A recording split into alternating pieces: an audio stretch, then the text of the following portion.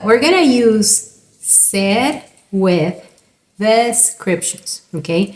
So anytime I describe anybody, I'm talking about their height, I'm talking about their personality traits, I'm talking about their physical attributes. Anything that describes a person is going to be ser. So let's look at this.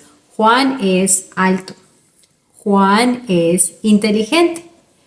Juan es mexicano. Yes, I would include that there because that's part of Juan's nationality. I'm describing him.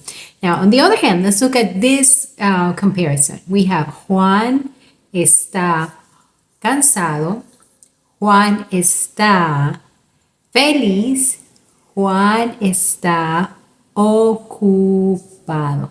Okay, so that's how Juan is doing. Very good. Okay, so that's going to be one of our biggest difference between ser and estar. Keep an eye for my next videos.